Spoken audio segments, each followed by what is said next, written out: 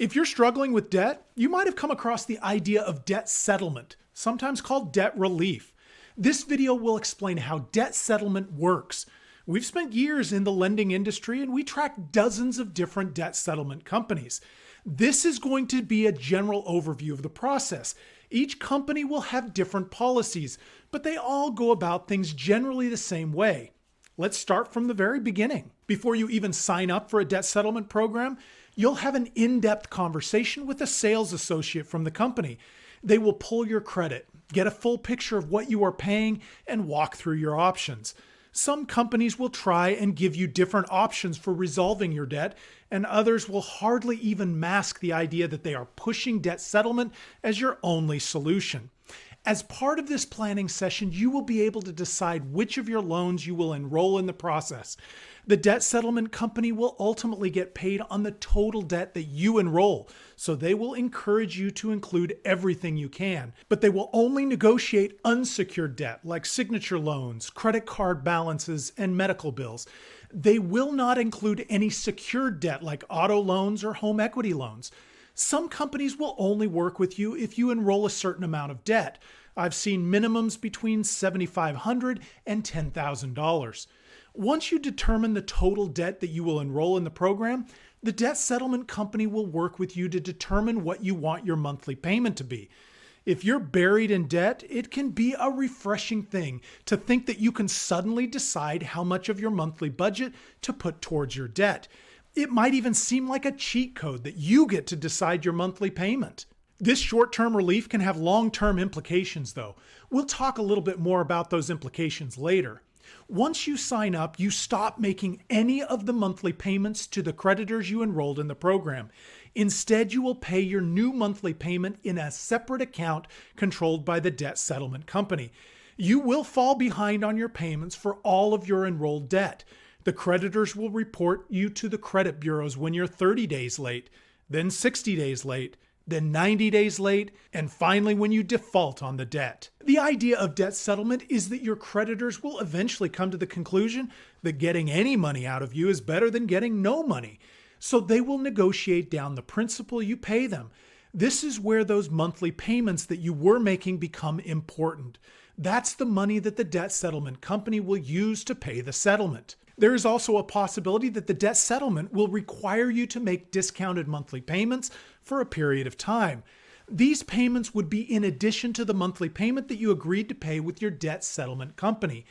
It's crucial that you stay current on those payments. If you don't, your agreement with the creditor is voided and you're back to owing the full amount, and whatever interest and fees have been incurred over that time. You continue this process until you've settled your debt with all of your creditors. What does debt settlement cost you? The fee that you will pay the debt settlement company will come out of the account that you build up. When they settle a debt, they will earn between 15% and 25% of the total amount of debt that you had with the creditor. This is not 15 to 25% of the amount you settled for, or even the amount that was discounted. This is the percentage of the total debt at the time you signed up. The actual percentage will depend on the amount of debt that you enroll and the state in which you live. The policies will change from company to company. In addition to the settlement fee, you will likely be charged an account maintenance fee of around $10 per month during the life of the process. If the process works out, what can you expect? Well, after you account for the debt settlement fee, people who complete the debt settlement process saves an average of 32% on their debt, and the process usually takes between 2 and 4 years. Now let's talk about the risks of the debt settlement process. One unavoidable impact of doing debt settlement is that your credit score will be trashed.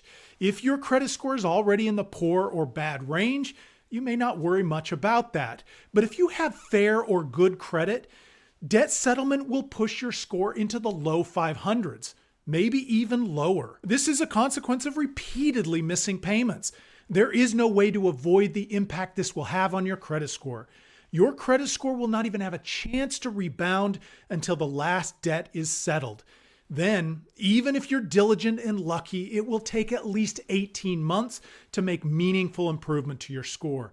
So once you sign the debt settlement agreement, you are locked into 4 to 7 years of bad credit. The erosion of your credit score can actually eliminate your options. Right now, if you have fair credit or better, you have a good chance of qualifying for a debt consolidation loan. That could lower your monthly payment and put you on a definitive path to paying off your debt. But if you try out debt settlement first, you are less and less likely to qualify for a debt consolidation loan as month after month passes while you miss payments. There is a percentage of people who will start the debt settlement process without completing it. The biggest reason for dropping out of the process is failing to make consistent monthly payments. These payments are the key to the negotiation process, so if you aren't consistently making them, the process breaks down or grinds to a halt. If that happens, you get all the negatives of the debt settlement process without any of the benefits. Even if you stick with it, there is no guarantee that your creditors will negotiate. Some creditors would prefer to play hardball, and it's not uncommon for them to sue you. If that happens, the debt settlement company will not represent you in court or file motions on your behalf. You'll have to hire your own lawyer to represent you. If you don't, you will suffer a summary judgment that could create a lot more hardship for you. Even if everything goes smoothly, you need to be aware that the IRS considers forgiven debt income. That means that you will have to pay taxes on it. If a creditor forgives $4,000, you will pay taxes as though your income increased by $4,000. Even if you had to pay the debt settlement company a big chunk of that as part of the fee. After the debt settlement company's fee and the IRS's share, you might find that you didn't save all that much money compared to the trouble that it cost you. Aside from the forgiven debt, you will save money on the interest that you would have paid had you continued to pay your minimum payments. Your creditors will continue to charge you that interest and some fees, but if they negotiate, many of those fees will be forgiven as well. Debt settlement companies will not count those fees as part of the debt that is forgiven, though, and neither will the IRS. The debt settlement company has no control over how long this process will take. They might give you a ballpark estimate, but it will depend on your creditors, your payments, and the effectiveness of the debt settlement company. You see, if you decide you want to drop your monthly payment a lot, you might feel better about the breathing room it gives your finances, but it will just mean that it will take much longer to amass the money that you need in order to negotiate your debt. So how long will it take to negotiate that first debt? Most debt settlement companies say that it could happen as early as 3 months, but probably sometime before 6 months is up. I would say that a good rule of thumb would be that you take your lowest debt balance, multiply it by 75%, and then divide that amount by the monthly payment you are putting towards your debt settlement account. That's the number of months that it is likely to be the soonest that you can resolve one of your debts. So is debt settlement a good idea for you? Well, only you can answer that question for yourself, but there are a few different things to think about. If your debt problems are driven by secured debt like auto loans and a mortgage, debt settlement won't be much help to you. Also, if you currently have a credit score in the mid-600s or better, you really should look into debt consolidation first. Consolidation loans can drop your monthly payment while accelerating your debt payoff. Of course, you only want to consolidate your debt if you can get an APR that's at least 2 to 3 percentage points lower than the interest rate on your current debt. If you want to see what rate you could get on a debt consolidation loan, head on over to the Yukon Project. On our marketplace page, you can select debt consolidation and then apply to any one of our featured lenders. Behind the scenes, we will check your rate with up to 40 other lenders. Our partners use a soft credit check, so applying won't hurt your credit score. We will show you all of your approved offers so you can decide whether debt consolidation can help you pay off your debts.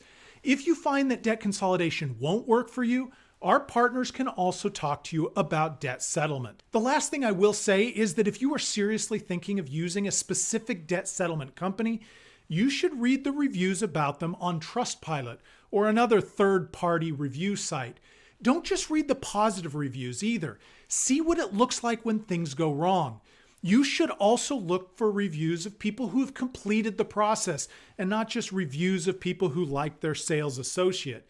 That will give you a more complete picture of what you could be in for. If you have any direct experience with debt settlement, please leave a comment below and tell us about it.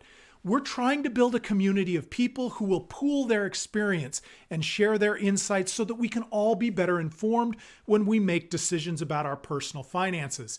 If you found this information helpful, please like this video and subscribe to our channel.